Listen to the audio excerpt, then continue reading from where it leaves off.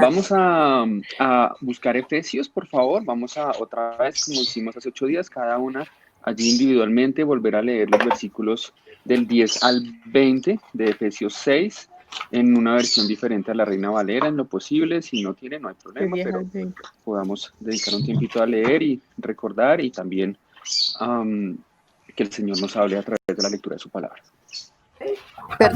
Perdón, hijo, del 6 del 10. 6 del 10 al 20. El mismo pasaje completo para recordar una parte y estar atentos a la otra. Sí, capítulo 6, versículo 10 al 20. Quien va acabando va levantando la mano, por favor, para poder saber.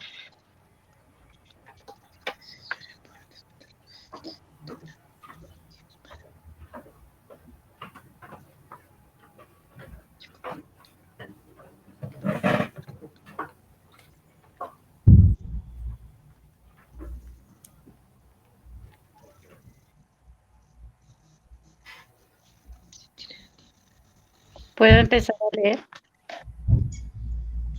Me gustaría que cada una lo hiciera individualmente, en voz baja, silencio, allí en la mente, y luego ya. Ya, gracias. Perdón, ¿me pueden decir cuál es el evangelio? Efesios, la carta a los Efesios, capítulo 6, Efesios 6, versículos 10 al 20.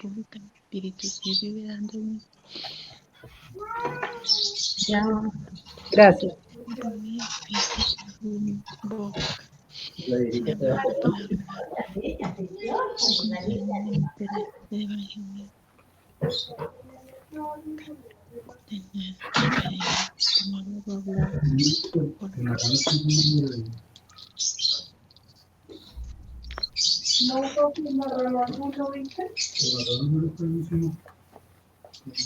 Y ella que me hizo todas las monedas, mamá. ¿Tú sabes qué hizo las monedas, Margarita? El tarro, yo creo. Las de que estaban ahí, yo las eché en el tarro, Gato. ¿En cuál tarro? Un tarro que se tiene ahí en el cuarto. Bien, entonces, ya que la mayoría hemos terminado la lectura, vamos a leer ahora sí en voz alta. No sé quién iba a ayudarme ahorita con la lectura en voz alta, perdón, no vi el nombre. ¿Quién me puede ahora sí ayudar? Y vamos a leer, ¿perdona? Olga. Olga.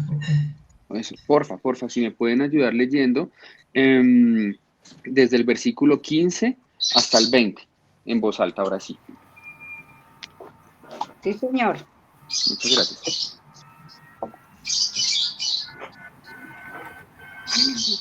¿Va a leer ahorita? Señora, ya. Y calzados los pies con el apresto del Evangelio de la paz. Sobre todo, tomad el escudo de la fe, con que podáis apagar todos los dardos de fuego del maligno. Y tomad el yelmo de la salvación y la espada del Espíritu, que es la palabra de Dios. Orando en todo tiempo con toda oración y súplica en el Espíritu, y velando en ello con toda perseverancia y súplica por todos los santos. Y por mí, a fin de que al abrir mi boca me sea dada palabra para dar a conocer con denuedo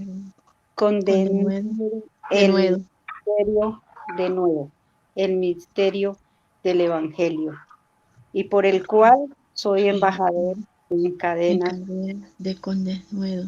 Con denuedo hablé de él, como debo hablar. Excelente, muchas gracias. Entonces vamos a recordar algo de lo que hicimos hace 8 días y vamos a seguir avanzando en este precioso pasaje. Como les comentaba hace 8 días, siéntanse libres de preguntar o hacer comentarios sin ningún inconveniente. Abren el micrófono y y hablamos, no hay mayor problema, pero sí les pido el favor que si mientras tanto pues tengamos cerrado el micrófono, si no hay algo que opinar, tengamos cerrado el micrófono para que los ruidos internos de la casa no nos distraigan a los demás. Aquí voy a tener la compañía de un par de pájaros que se la pasan gritando cuando lo escucha uno hablar, pero pues ahí sí me toca mantenerlos porque no les puedo colocar silencio en el micrófono, pero ténganme un poquito de paciencia, por favor. Estamos entonces, como veíamos hace 8 días, en la capítulo final, en la recta final, en la carta de Pablo. Pablo nos está aterrizando, hablábamos un poco nuestras ideas, estábamos por allá en mundos espirituales, ideales, con muchos misterios revelados, con muchas verdades preciosas de todas las bendiciones que tenemos, de la conformación de la iglesia, de un matrimonio ideal, de unos hijos ideales, de unos trabajadores ideales, muchas cosas que vimos en los otros capítulos, pero ya Pablo entonces al terminar la carta nos aterriza y nos dice, señores, señoras, esto es la vida real, esto no es una historia maravillosa, aunque sí es maravillosa, pero no estamos allá metidos en un reino de hadas, sino que es algo terrenal, algo que ustedes van a vivir día a día. Y no va a ser fácil. Lo que ustedes viven día a día no es fácil porque estamos metidos en medio de una batalla. ¿Recuerdan eso? Entonces estamos metidos en medio de una batalla, somos como soldados, pero el Señor no nos deja solos. Y entonces nos dio, versículo 10, nos dio una fuente donde viene toda la fortaleza y donde viene todo lo bueno, que es el Señor. Nos dio el poder también en el espíritu para poder salir adelante en estas dificultades que se nos puedan presentar, y nos da una armadura, ¿vale? Entonces tenemos la fuente donde viene todo el poder, nos da el Espíritu Santo, que es el poder para salir adelante, y nos da la armadura. ¿Y cuál es el propósito, que es esa palabra que se repite varias veces en este pasaje? ¿Cuál es el propósito de todo eso lo que el Señor nos ha provisto? ¿Quién lo recuerda? Estar firmes. Muy bien, entonces la tenemos clara, me alegra mucho que no se nos haya olvidado. El propósito es estar firmes. Recuerden, no estamos para avanzar en una guerra conquistando territorios y ganando batallas al enemigo y quitándole terreno, no. Estamos en este pasaje hablando de estar firmes, y eso habla de no caer, de no ceder terreno, de no dejarnos convencer, de seguir adelante luchando. Pero no en ese tipo de guerra espiritual de la que algunas iglesias predican, sino en una fortaleza en el Señor, algo inamovible en Él. Y pensábamos un poco que nuestro enemigo está muy bien organizado, ¿recuerdan? No estamos luchando contra alguien que está ahí dando simplemente puños y patadas, sino que está muy bien organizado, que tiene sus huestes, que tiene toda su estrategia, y que además de eso no se cansa. Está continuamente haciendo acechanzas y acechanzas y acechanzas, y está ahí viendo a ver quién de nosotros flaquea para atacarlo. Viene a mi mente esa imagen de a los que les gusta ver programas de animalitos, como a mi hija.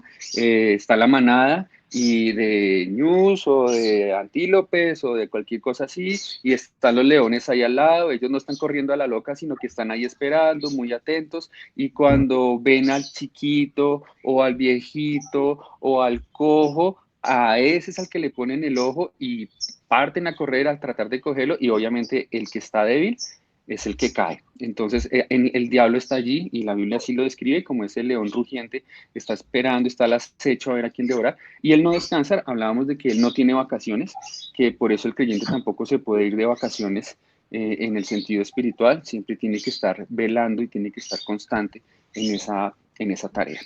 Y alcanzamos a ver un poco también acerca de a un par de las piezas de esa armadura.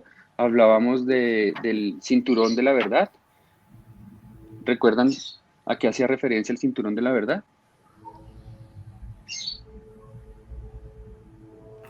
¿No era ese cinturón que los que iban a pelear se tenían que amarrar algo así en la espalda? Más ese era hacia ellos, ¿cierto? En la Pero vida era eso. y la verdad de Jesucristo. Sí. La verdad de la escritura, de la palabra. Ajá, entonces que teníamos que estar ceñidos, amarrados, pegados a la verdad. que es nuestro Señor Jesucristo. Yo soy el camino, la verdad y la vida, y la verdad también está contenida en su palabra. Entonces, cuán importante para nosotros poder estar conscientes de qué es la verdad, porque el diablo es Mentiroso. Mentira. padre de mentira. Entonces, ser conscientes de lo que es la verdad y que para reconocer fácilmente la mentira. ¿Qué hacen ustedes? Este ejemplo yo lo he dado a veces, seguramente lo han escuchado. ¿Cómo le enseñan a un cajero a reconocer billetes falsos? Enseñándole cómo son los verdaderos. Él se la pasa en este ejercicio todo el día.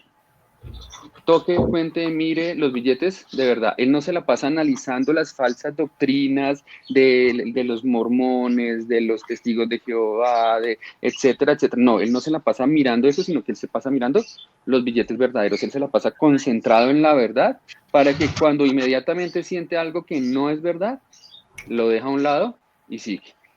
Este no es verdad, lo deja a un lado y sigue, ¿vale? Luego eso que no es verdad ya lo examina al detalle en su maquinita y se convence de que son verdaderos o los desecha como falsos, ¿vale? Entonces, concentrados en la verdad. Y luego habla el segundo elemento que vimos fue la coraza de justicia. ¿Quién nos recuerda qué es eso? Se refiere a nuestro carácter de rectitud como creyentes.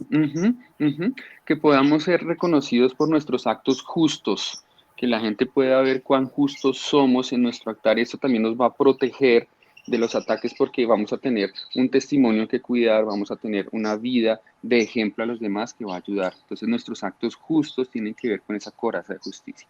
Y pasemos entonces ya iniciando nuestro tema de hoy al versículo 15 que habla del calzado del evangelio. ¿Cómo se imaginan los zapatos de un soldado de la época? De la época eran sandalias. Sandalias. Ok, sandalias, muy bien. ¿Qué características tenían esas sandalias? ¿Se las imaginan ustedes? Ustedes hoy en día ven un soldado, no lo ven en sandalias. Un soldado está en bota de cuero preferiblemente, porque si es bota machita ya no es soldado del ejército, sino de otra clase de ejército. Pero entonces ven un soldado con una bota gruesa, fuerte. ¿Cómo serían esas sandalias y por qué tendrían esas características que podamos mencionar? Me las imagino, creo que eran unas sandalias que llevaban un cordón hasta arriba, dando como Cruzada. como Cordón cruzadas. cruzado. Exacto, Amarrando muy bien entonces la ellas pierna. daban como firmeza, como Ok, ¿sí? Algo sí, así. muy bien. Vale, entonces deberían estar bien amarradas, ¿no? Amarradas. ¿Cierto? Entonces tendrían que estar firmes porque imagínense si un soldado que está tratando de estar bien parado y con el cordoncito suelto, con la sandalia que se le corre, si les a ustedes que les gusta la vanidad, en tierra caliente andar en sandalias y una sandalia mal amarrada, ¿cómo se siente? Me imagino que no muy chévere, no es fácil para caminar o para correr o para lo que sea, ¿cierto? Sí. Y peligrosa porque se le usa el tobillo, lo que sea. Entonces imagínense esa misma historia en un soldado que está en medio de una batalla. Pues peor, tiene que estar súper amarrada y tiene que estar bien puesta. Y hay una característica en esa sandalia que yo no había notado y al estudiar este pasaje lo vi, y es que bajo la sandalia, en la parte de la suela, tenían incrustadas unas piezas metálicas a manera de taches en los guayos. ¿Han visto los guayos? No creo que les guste mucho el fútbol, pero no vaya y si hay alguna que sí y usa guayos. Entonces debajo tienen unos taches esos taches permiten un agarre en el piso para que el futbolista pueda correr sin que se le resbale el pie. Tienen esos taches. Eso mismo le pasa, tenía las sandalias de los soldados, tenían esos taches para poder en cualquier terreno estar firmes y no resbalar a la hora de caminar. Entonces ahora sí pensemos en el contexto del versículo. Dice que tenemos el calzado de los pies, el creyente debe calzarse los pies con el apresto del Evangelio de la paz, con el calzado del Evangelio de la paz. ¿A qué hará referencia Pablo cuando menciona el calzado del Evangelio de la paz?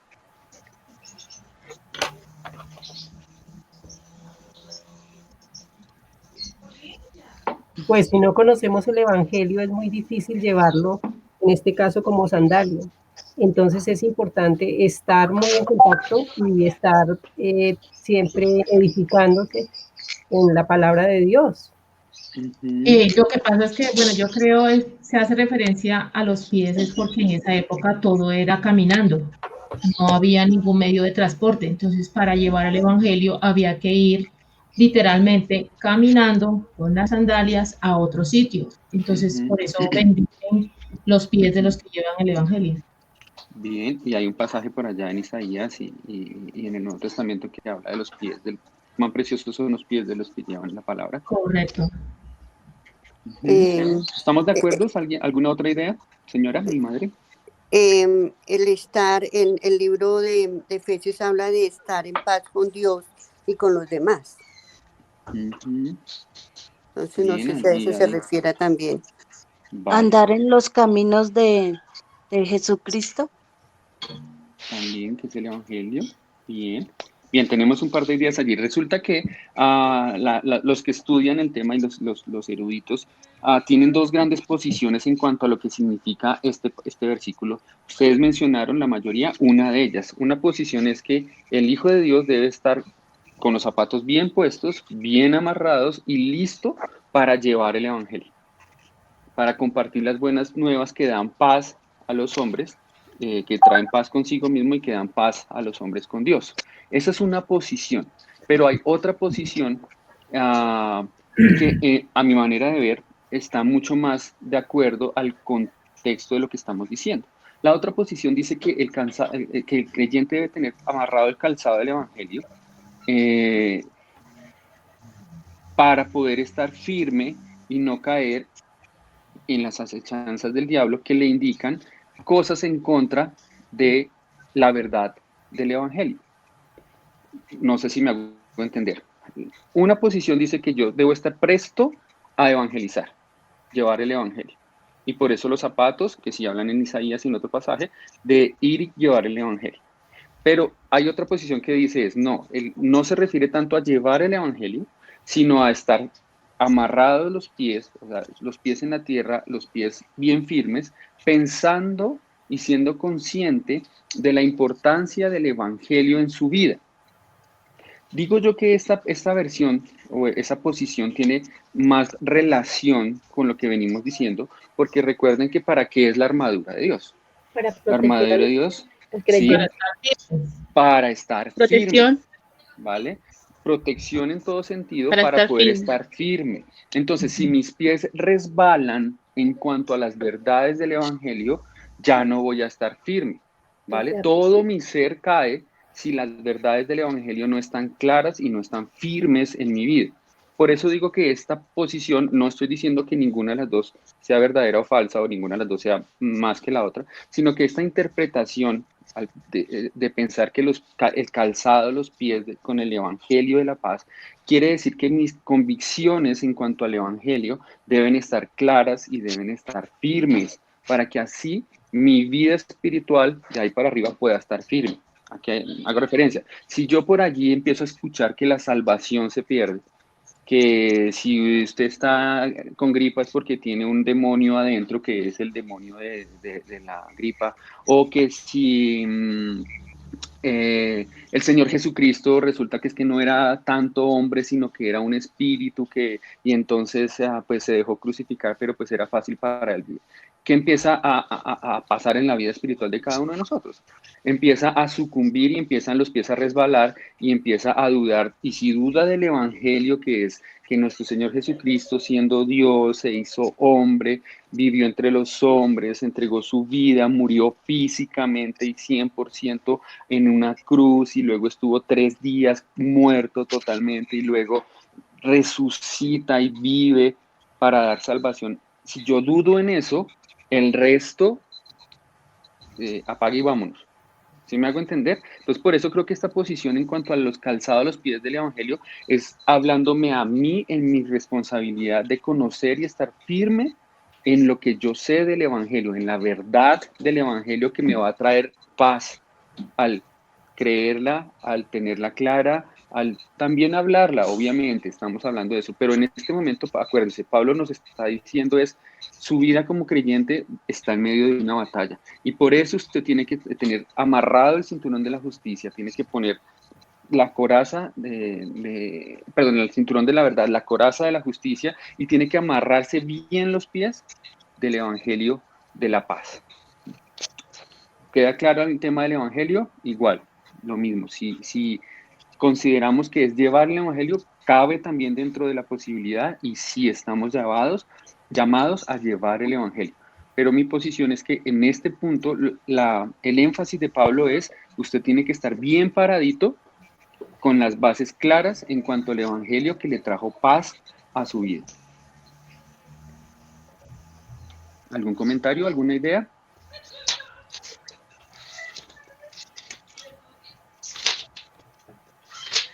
Veamos entonces el versículo 16. ¿Alguna, por favor, ayúdeme leyendo el versículo 16? Yo, Quique, Sí. el versículo 16. Sobre todo, tomad el escudo de la fe con que podáis apagar todos los dardos de fuego del maligno. Todos los dardos de fuego del maligno. Listo. Entonces, ¿qué se imaginan ustedes cuando hablan de ese escudo? Es que se pone en el pecho. Protección. Rechazando todo lo malo. Esquivando, sí. ¿Para qué le servía un escudo a un soldado? Para protección. Protegerse de las flechas, sobre todo. Muy bien, entonces cuando uno está tratando de pararse firme y llega una hordanada de flechas o de lanzas que empiezan a llover, algo así como 300, al que haya visto la película, eso no era una o dos flechas que le caían al soldado, ¿cierto? No. Entonces, ¿qué tenía que hacer el soldado? Una lluvia, sí. Muy bien. Entonces, el tamaño del escudo, cuando se veía que había posibilidades de flechas, pues era un tamaño considerable y tenía unas características considerables para poder cubrirse de esa lluvia de flechas que le iban a caer. Y además esas flechas en algunas ocasiones estaban con fuego, ¿vale? Entonces además tenía que tener unas características físicas, mojarlo, por ejemplo, lo mojaban para que cuando cayera el fuego no se incendiara, porque ¿qué hacía uno? Pues con un escudo incendiado, pues peor, se quema más. Entonces hacían eso con ese escudo. Entonces ahora sí pensemos en esta parte de la armadura que nos da el Señor. Nos dice que es el escudo de la fe. ¿Por qué la fe sería un escudo? Porque teniendo fe estoy firme, estoy segura. Entonces la fe aquí sería esa confianza en Dios, la confianza en sus promesas, la confianza en su palabra, la confianza en lo que tengo gracias a Él. Esa es la fe que me va a proteger como un escudo. Si yo no conozco sus promesas, si yo no le conozco a Él, si yo no conozco lo que Él ha hecho, mi fe no va a estar tan fuerte y no me va a proteger. ¿De qué? ¿De qué nos está protegiendo ese escudo? De las acechanzas del mal. ¿Del pecado? De los ataques del de los dardos del enemigo. Ataques, acechanzas, dardos, mentiras. Ajá. Entonces nuestra vida está rodeada desde que nos levantamos hasta que nos acostamos de acechanzas y de ataques del diablo. Es una realidad.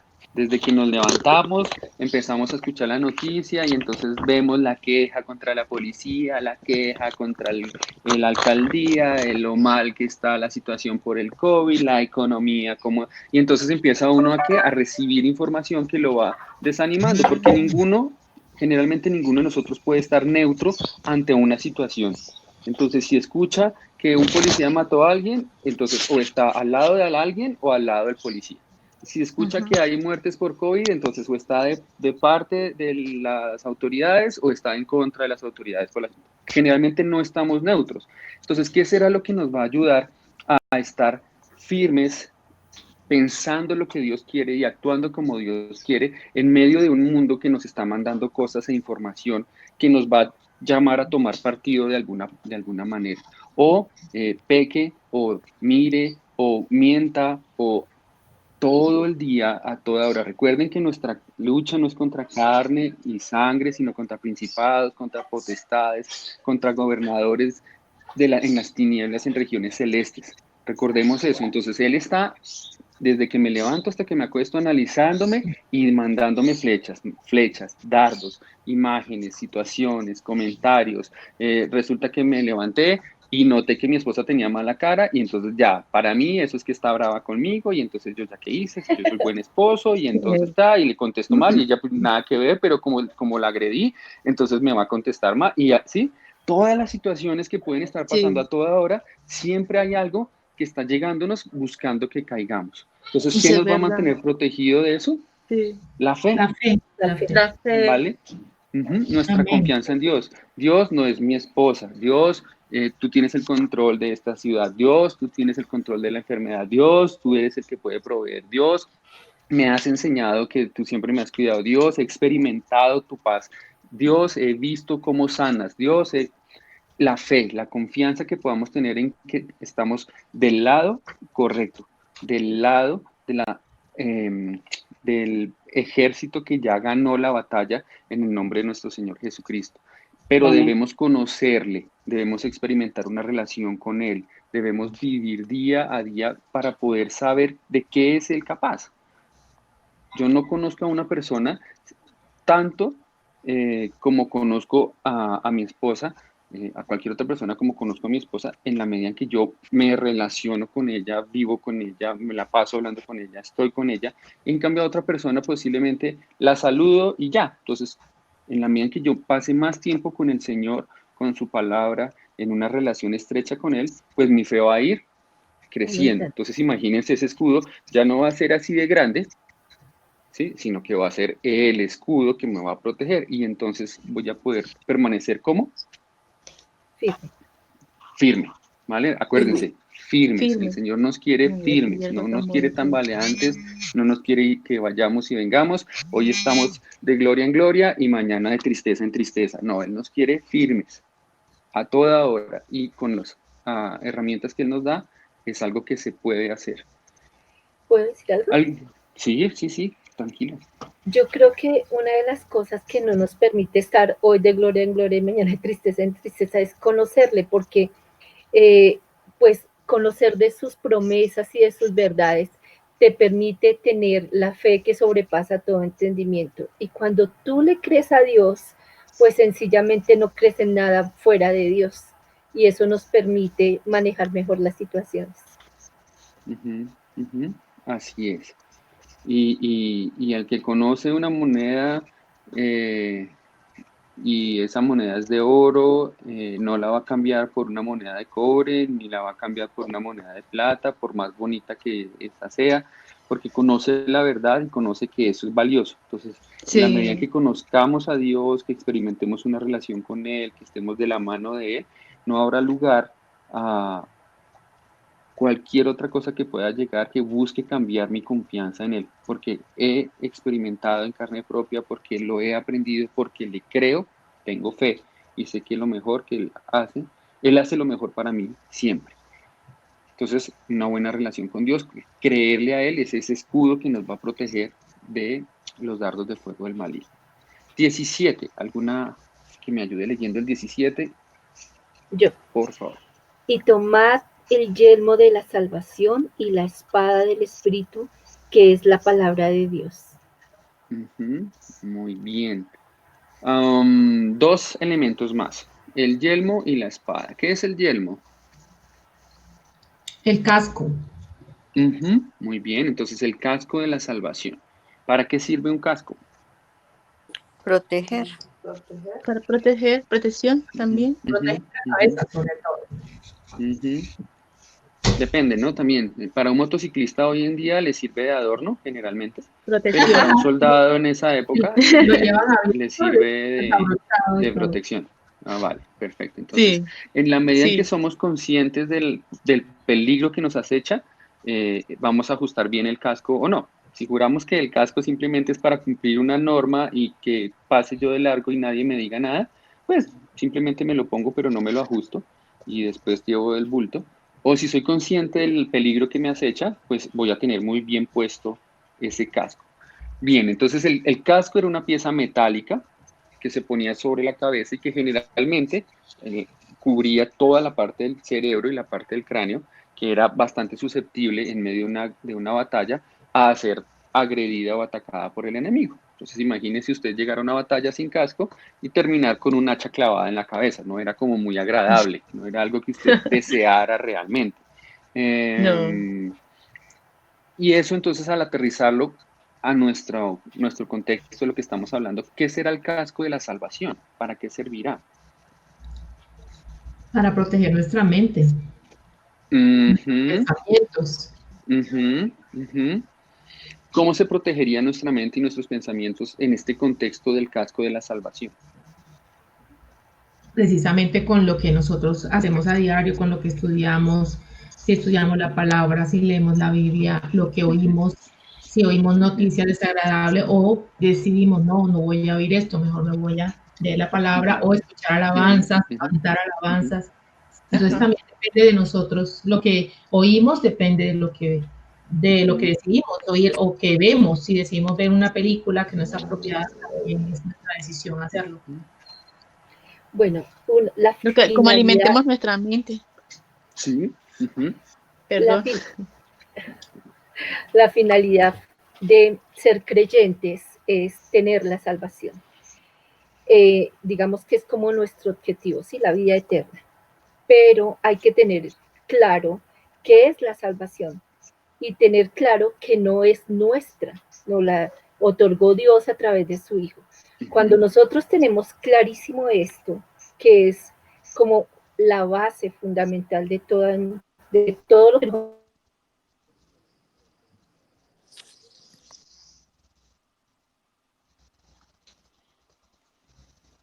Se nos fue Luz Marina. Se fue. se ha dicho, Se fue la onda. todo lo, se fue, bueno, okay. Te oímos, ya te oímos. Ujú.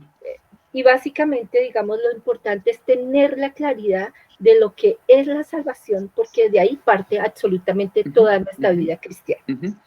Muy bien, muchas gracias. Pensemos en estos dos elementos que hablamos ahorita. Los pies del Evangelio están con los pies en la tierra pensando en la obra de Cristo y arriba el casco de la salvación. Y las dos cosas se relacionan, ¿vale? El Evangelio es la historia de nuestra salvación. Y la salvación contiene los actos que nos llevaron a través del Evangelio a creer en él. ¿Ven? Entonces, de principio a fin, desde los pies hasta la cabeza, debemos estar pensando en la obra de Cristo, en lo que Él hizo y en lo que Él representa. Pensar en la salvación implica todo lo que ustedes mencionaron, implica el que yo como creyente sea consciente de lo que costó que yo ahora sea creyente. ¿Sí? La salvación, ¿qué encierra la salvación? La salvación encierra un acto maravilloso, una decisión maravillosa de Dios de enviar a su Hijo para salvarnos. Encierra la salvación, la obediencia del Hijo, la sumisión del Hijo, la sujeción a su Padre para venir a esta tierra y aguantarnos por 33 años. No sé si han visto una serie que se llama Los Escogidos, The Chosen, es el título en inglés, y narra un poco la vida de las personas que estuvieron alrededor del Señor Jesús, de Pedro, de Andrés, de María Magdalena, desde el punto de vista de ellos, y no tanto centrado en Jesús, aunque Jesús es obvio el motor de la historia, pero es como ellos vivían, y uno se pone a pensar, lo comento porque uno se pone a pensar al ver eso, el Señor tuvo mucha paciencia, o sea, el Señor, yo no me imagino, yo no hubiera sido capaz de mantenerme 33 años metido entre gente tan mala como somos, o sea, con nuestras costumbres, con nuestra forma de pensar. El Señor fue muy amoroso y eso es la salvación, que el Señor se humilló a sí mismo hasta la muerte y muerte de cruz. La salvación contiene que ahora, al creer en Él, Efesios capítulo 1, estamos escogidos, fuimos predestinados, fuimos salvados, fuimos redimidos, fuimos sellados, ¿vale? Tenemos toda bendición espiritual. La salvación implica también que ahora soy miembro de un cuerpo, el cuerpo de Cristo, y que debo participar en crecimiento.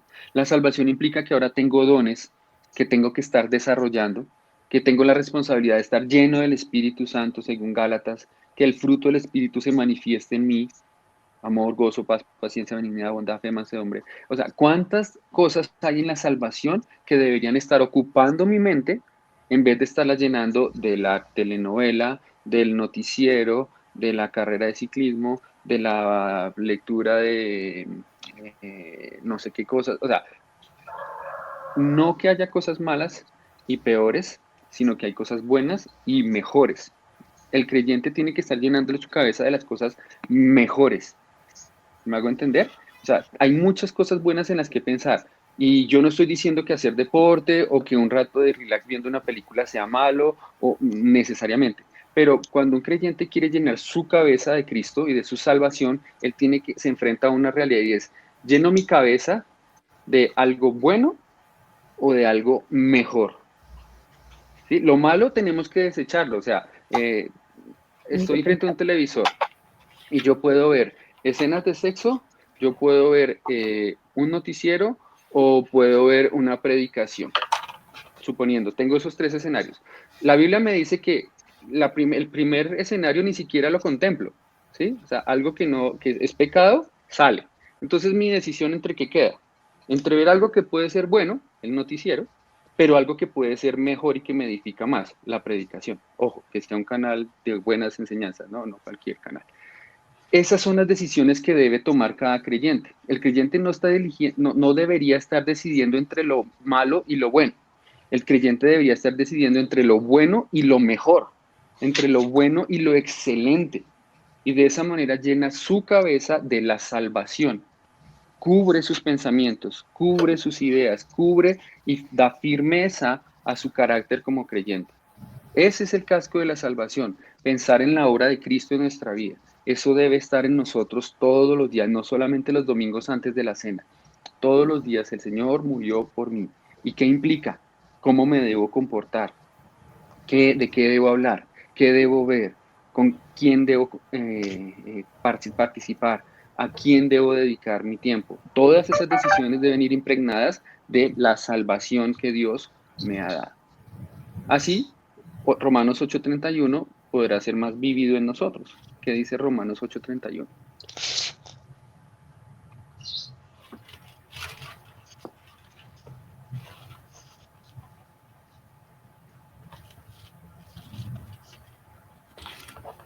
Dice, pues ¿qué pues diremos que diremos a esto?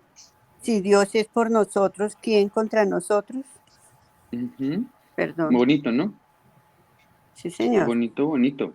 Claro, y en la medida en que yo esté llenando mi cabeza de la salvación, mis pensamientos cada vez van a estar más firmes en eso. Si Dios está con nosotros, ¿quién va a estar contra nosotros? Recuerden, estamos en medio de una batalla, otra vez. El contexto general es, el diablo está buscando hacerle zancadilla, el diablo está buscando que usted caiga, el diablo está tratando de sentarlo en el banco y dejarlo allí aburrido. El diablo ya no lo puede condenar, pero sí puede anularlo en el servicio a Dios. Entonces, en la medida que usted se deje, ¿no? En la medida que usted no permanezca firme, en la medida que usted no tenga el poder de Dios, en la medida que usted no se vista con esta coraza, el diablo va a poder hacer sus ataques efectivos contra usted. Pero si usted tiene el casco de la salvación, el escudo de la fe, los zapatos del evangelio, la coraza de justicia, el cinturón de la verdad, va a ser mucho más difícil que él pueda hacer algo en contra suya, aunque el ataque no va a disminuir, no se crean de buenas. El segundo elemento que está en ese versículo. La espada del espíritu. Muy bien. Y creo que en ese sí no tenemos duda a qué hace referencia la espada del espíritu, porque ahí mismo lo aclara, ¿no? Que es la palabra de Dios. ¿Para qué le sirve la espada al soldado? para defenderse, para Y pelear. Y atacar. Para combatir. Muy bien, entonces imaginemos la historia, el soldado está allí parado resistiendo los ataques y hay un soldado que ya está demasiado cerca, ya es un ataque frente a frente con él, ¿sí? Ya no es la espada que viene de lejos que yo estoy tratando de sostener aquí mi escudo para que llegue, ya no es un terreno que me está haciendo resbalar y tengo bien puestos los zapatos, ya estoy caminando seguro porque me amarré bien el cinturón, estoy protegido, mi pecho y mi cabeza están protegidos con los elementos que corresponden, pero ese soldado ya está muy cerca. Entonces, en ese momento yo sí tengo que sacar y desenvainar la espada para tratar de defender mi integridad de ese ataque. Esa es la palabra de Dios. Esa escena que les describo ya con el enemigo frente a frente y donde está sacando la espada para defenderse, ¿en qué les hace pensar en cuanto a nuestro Señor Jesucristo? No sé si las lleva a alguna escena en la que el Señor Jesucristo estuvo con la espada en la mano defendiéndose. Cuando fue En la tentado, tentación de cuando él Satanás. es correcto, cuando estaba en ayuno, con hambre. Es esa misma escena, ¿vale? El Señor todos los días de su vida estuvo con los pies del Evangelio bien puestos, ajustada la coraza, el cinturón, con el casco puesto, y estuvo caminando por allí y por allá haciendo la voluntad de Dios. Pero hubo un momento especial en su vida, y no fue el único, en el que recibe ya ese ataque cara a cara de parte del enemigo, en donde lo ve a los ojos y el enemigo lanza su ataque mortal hacia nuestro Señor Jesucristo. Se le manda con toda, como dicen por ahí, sin asco y a la cara. Se le fue a que él cayera. ¿Qué fue lo que el Señor tuvo para defenderse? La palabra de Dios. La palabra de Dios, ¿vale? Porque esa palabra es la que va a cortar, la que va a deshacer, la que va a herir, la que va a destruir el ataque del enemigo, ¿vale? Esa es la única arma que nosotros tenemos para atacar.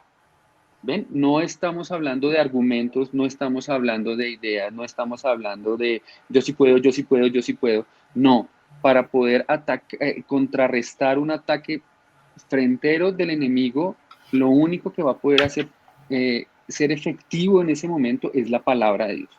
Y yo creo que ustedes lo han vivido.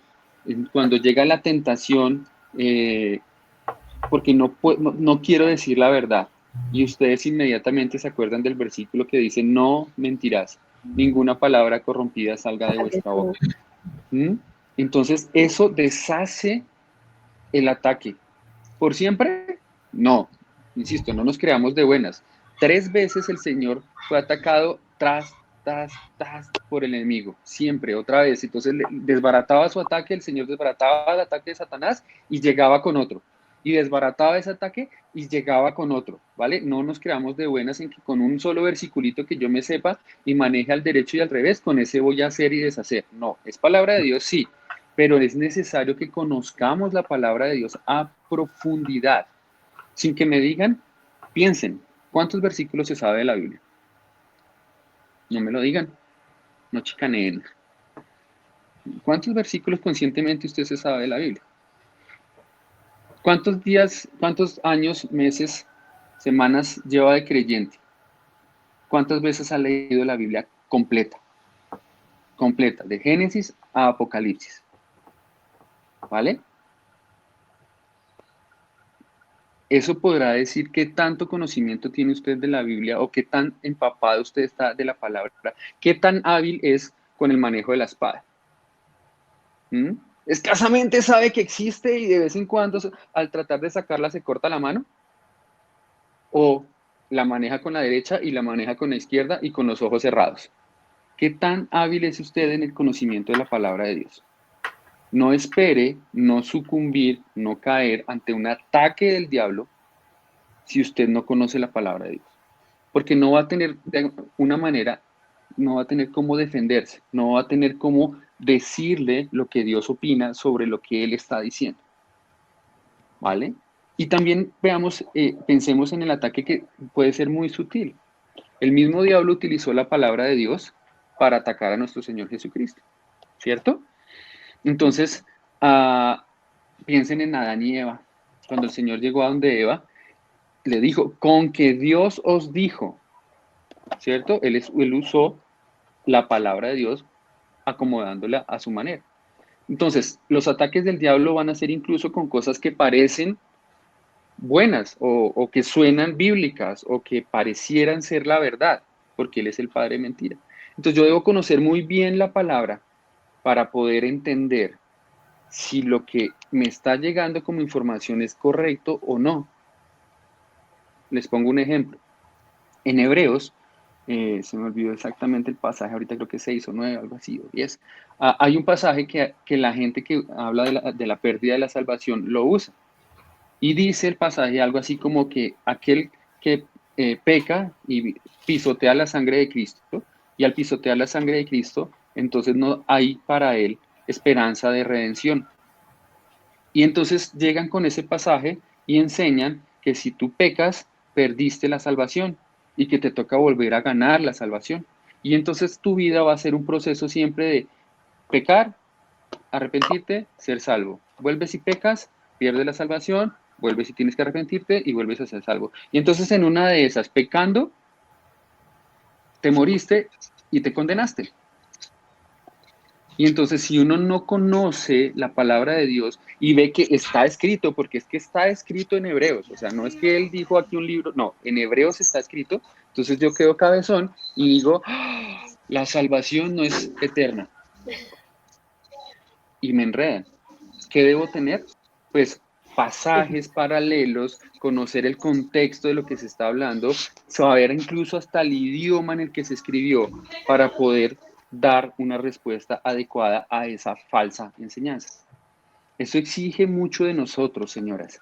Eso exige mucho de compromiso de parte de nuestro, del conocimiento de la palabra de Dios.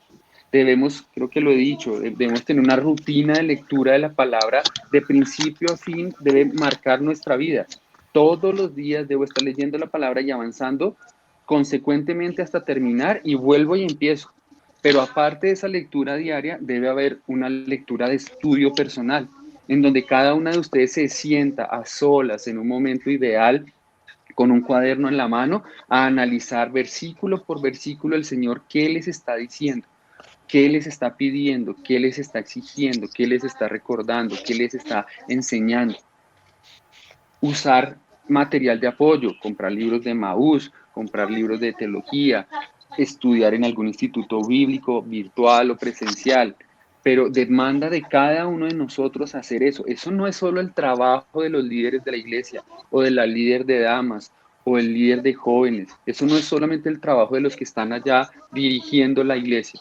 Eso es un trabajo personal porque estamos todos metidos en medio de esta misma batalla. Desde el líder hasta el que lleva un día de creyente. Todos estamos metidos en una batalla en la que el diablo quiere hacernos caer. Y el propósito de Dios es que permanezcamos firmes. ¿Vale? ¿Qué tanto conoces entonces tú de la palabra de Dios? Es la pregunta que nos queda. Y como punto final están los versículos 18 al 20. ¿Qué mencionan allí en ese versículo 18? Dice, No dejen ustedes de orar, rueguen y pidan a Dios siempre guiados por el Espíritu. Manténganse alerta sin desanimarse y oren por todo el pueblo santo. El 18. Muchas 19. gracias. ¿Leo el 19? Sí, totalmente. Oren también por mí para que Dios me dé las palabras que debo decir y para que pueda hablar con valor y dar así a conocer el designio secreto de Dios contenido en el Evangelio. Dios me ha enviado como embajador de este mensaje por el cual estoy preso ahora. Oren para que yo hable de él sin temor alguno. Muy bien. Entonces Pablo termina hablándonos de la oración. La oración no es una pieza de la armadura, ¿vale? Vamos a recordar cuáles son las piezas de la armadura. Empecemos desde abajo hacia arriba. ¿Cuál es la primera pieza de abajo hacia arriba? Los zapatos. Ajá, del Evangelio de la paz. Evangelio de la paz. Muy bien. Luego subimos y ¿qué nos encontramos? ¿Escudo de la fe? No tan arriba. ¿Elmo? No tan arriba. La espada del Espíritu. Bueno, el cinto. El cinturón de la... cinto de la verdad. Muy bien, entonces los pies del Evangelio, el cinturón de la verdad, subimos. La coraza de la justicia. La coraza de justicia y a los lados tenemos... El escudo de la fe, la espada del Espíritu. Y finalmente... El yelmo de la salvación. Listo, esa es la armadura. La tenemos para estar firmes y poder resistir las acechanzas, los ataques del maligno. Pero todo el ambiente, la actitud del creyente, todo lo que le va a permitir al creyente poder estar usando bien eso, va a ser la oración. ¿Vale? La oración es tiene que ver con esa actitud del creyente. Un creyente que debe estar metido, inmerso en la oración. La oración imprima toda la armadura. Yo no voy a poder usar bien mis zapatos, ni mi cinturón, ni mi coraza, ni mi casco, ni mi escudo, ni mi espada, si mi vida no está permeada, no está rodeada de la oración. Por eso dice que debemos estar atentos, decía la versión que leyó mi mamá, debemos estar vigilantes, ¿vale? Entonces imagínense a un soldado que está alerta, que está en guardia, que está pendiente, que no lo cogen dormido. La oración es esa actitud que debe estar en la vida de cada creyente para que todo lo demás que él tiene para protegerse y estar firme funcione bien. Si no llevamos una vida de oración constante, si no dependemos de Dios en oración, no vamos a poder manejar ni el evangelio, ni la salvación, ni la fe, ni la palabra, ni los actos de justicia adecuadamente. Debemos ser mujeres de oración. Y habla allí Pablo de 4 cosas en cuanto a la oración. Dice que hay que orar con toda oración. ¿Qué implicará toda oración?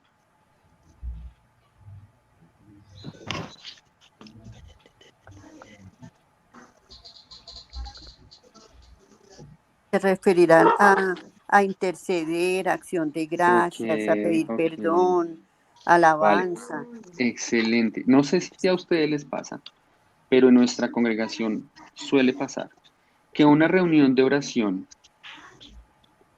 que lo que más se hace en una reunión de oración es pedir. No sé si pasa ya. Sí, En también. nuestra congregación pasa. Y es triste. Es bueno porque eso demuestra que confiamos en que Dios puede hacer. Pero también es triste porque estamos perdiéndonos otros aspectos de la oración que también son valiosos y que Pablo nos recomienda aquí usar. Toda oración. Hay acciones de gracias, hay confesión, hay intercesión, hay ruegos, hay alabanza, hay adoración. Les reto a que busquen en su Biblia diferentes ejemplos de oración de diferentes personas como Daniel o como Ezequiel o como el David, Señor Salomón. Jesús, como David, exacto, y vean, analicen sus oraciones y se van a dar cuenta que no todo es petición. Pedir. Ujú. No todo en una oración es pedir. El mismo Padre Nuestro nos enseña que no todo es pedir. Entonces, Sí. toda oración, mujeres, usen toda oración en sus momentos de oración. También nos dice Pablo en el versículo 18 que es en todo tiempo. La oración debe ser continua en nuestra vida. Y no estamos hablando de que yo esté todo el día arrodillado con la cabeza pegada al piso orándole a Dios. Es bueno que en algún momento sea así, pero en todo tiempo tiene que ver con orar sin cesar. Que en nuestra vida, en nuestro día a día, estemos charlando con el Señor. Voy lavando la loza, Señor, gracias porque hay agua para lavar la loza, gracias porque tengo loza para lavar, gracias porque tengo un jabón para lavar la loza, gracias porque hubo comida para servir en este plato. Voy barriendo, gracias Señor porque estas chinas berracas hacen mucho desorden, gracias Señor porque tengo una escoba para... ¿Sí? Entonces, toda nuestra vida, todo nuestro proceso debe ir impregnado de la oración, de estar pensando en el Señor, hablando. No toda oración tiene que empezar con un Señor, aquí estamos y terminar con un amén, amén y amén. No, son palabras, son frases, son ideas. Es que el Señor permanezca en nuestra mente y estemos meditando constantemente en Él, en todo tiempo, en toda circunstancia. También dice que con toda perseverancia. ¿A qué hace referencia eso? ¿A qué creen? A insistir y no dejar de hacer. A estar vigilantes en la oración. Si hay algo que tengo en la cabeza por lo que debo orar, insisto, pienso en eso, oro. No para que se haga lo que a mí me dé la gana, sino Exacto. para que se haga la voluntad del Señor. Pero no dejo de insistir si el Señor lo pone en mí. Como Pablo, puede que me diga, ya, suficiente, bástate en mi gracia, mi poder se perfecciona en la debilidad y no me siga pidiendo por eso. Puede que el Señor me diga no más, pero también hay oraciones, empiezan las cartas diciendo, hay autores bíblicos empiezan sus cartas diciendo que hemos estado orando constantemente por ustedes. Entonces hay oraciones que deben persistir día a día, ser constantes. Habrá oraciones que Dios me dice no y no moleste más, y entonces las dejo ahí quieticas, no soy terco, pero con toda perseverancia cuando sea debido. Y finalmente ese versículo 18 dice, por todos los santos. También tristemente se siente en la iglesia, en la oración, en donde pedimos por mi necesidad, por mi dolor, por mi angustia, por mi trabajo, por mi sustento, por mi salud, si acaso por el de mi esposo, y eso, o por el de mi mamá, y eso, ¿no? Es por todos los santos. No sé si ustedes tengan, podría ser un buen ejercicio, un listado de misioneros, personas que están lejos de su país y han dejado todo para poder compartir la palabra de Dios. No sé si ustedes tengan un listado de organizaciones creyentes que estén trabajando en pro del bienestar de otros, ONGs o cosas de esas. No sé si ustedes tengan un listado de ancianos de aposento alto por los cuales podamos orar. No sé si ustedes tengan un listado de enfermos de alguna clínica, hospital o algo así. Estoy exagerando un poco la nota, pero quiero llevarlos a pensar a eso, a salir un poco de mi círculo, de orar por las mismas cosas, las mismas peticiones mías y que realmente de alguna manera me afectan a mí, porque si yo oro por la salud de mi mamá, a veces sí es porque ella se mejore, pero de pronto el motor que me está llevando a orar por la salud de mi mamá es que a mí me duele. De alguna manera esa oración puede ser un poco egoísta. Estoy exagerando, quiero que me entienda, quiero que exagerarlo en esa manera para poder abrir nuestros ojos y ver que el Señor está pidiendo que oremos por todos los santos. ¿Cuántos creyentes hay en este mundo? Incontable. Un jurgo. Entonces ahí tendríamos mucho por cuál orar. Y si no conocemos, pues o investigamos para conocer u oramos dejando en la mano del Señor a quien Él conoce. ¿Vale? Posiblemente no vamos a conocer, pero si nos da por orar por alguien que está en África en este momento y que sentimos que debemos orar y no tenemos ni idea, pues nos arrodillamos un ratico y oramos por esa persona y no sabremos qué pasó, pero estamos en esa disposición de estar vigilantes y atentos para orar. Y lo interesante de este tema del versículo 18 es que es curioso que el Señor nos manda a orar por otros, orar en todo tiempo, con toda oración y súplica, que sea en el Espíritu, sea guiado por Dios, pero no estamos orando, Señor, dame la fortaleza en los pies, dame la fuerza en las manos, dame la fuerza en la cabeza, no es yo, si me hago entender, no estoy orando para que estoy orando por los demás, estoy bendiciendo a los demás, y Dios va haciendo que esas armas o esas partes de la armadura funcionen bien. No es egocentrismo, no es centrarme en mí, en mis problemas, en mis necesidades, en mis dolencias, aunque eso es importante para el Señor y habrá momentos para dárselos, pero la oración abarca mucho más, un ambiente mucho más grande y las necesidades de otras personas, de este país, de los gobernantes, de las demás iglesias, un ambiente mucho más grande debe estar metido en ese tema de la oración. Y versículos 19 y 20, ¿algún comentario mientras tanto? Sí. ¿Sí? Es que no quisiera, pero lo voy a decir. También no nos podemos ir al otro lado porque pasa que hay personas que tampoco oran por ellos, o sea, que se centran en los demás y omiten pedirle al Señor y el Señor quiere escucharnos y no podemos caer en el orgullo de irnos al otro extremo donde decimos, no, o sea, hago todo por los demás y yo espero a ver qué pasa el milagro. El Señor también quiere escucharnos, ¿no? No irnos tampoco al otro lado. Me quería guardar, pero no fui capaz. Está perfecto. Es que estamos llamados a ser equilibrados en nuestra vida. Y hay momentos en los que yo necesito que oren por mí y pido que oren por mí y oro por mí, pero no debe ser el todo del hombre esa posición. No soy yo el centro del mundo. De acuerdo. ¿Y cuál será el resultado también? Entonces, en la oración, y Pablo lo describe el resultado para él mismo, la oración de los santos de Éfeso, ¿vale? Le dice, ustedes oren, ¿y cuál va a ser el resultado? El resultado se va a ver en mi vida, en que yo pueda llevar el evangelio a otras personas, ¿sí? Oren por mí para que yo pueda abrir la boca y me sea palabra para dar a conocer el evangelio y del cual yo soy embajador en cadena. Recuerden que Pablo está preso allí en Roma y tiene la oportunidad de llevarle el evangelio a la gente que lo está custodiando y a la gente con la que él va a tener audiencias, y entonces pide oración por él, que es un poco lo que estaba diciendo pues Marina ahorita.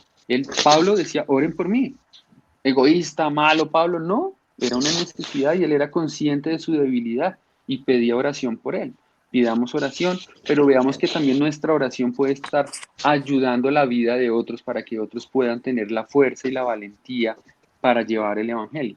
Nuestra oración puede hacer mucho en la vida de otras personas, entonces no nos quitemos el privilegio de estar orando por los demás.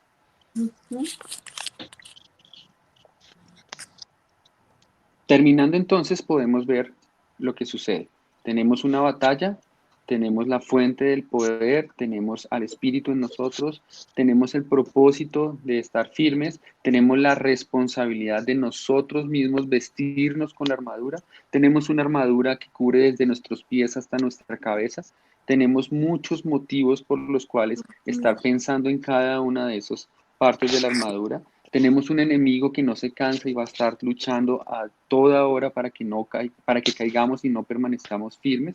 Y lograremos poder triunfar y salir adelante en la voluntad del Señor, metiendo toda nuestra vida en una cápsula de oración. La oración debe ser algo constante en nosotros, debe ser un diario vivir, debe ser una costumbre sana que tenemos a toda hora. Y así podemos ver cómo el Señor actúa en nosotros y actúa en la vida de otras personas.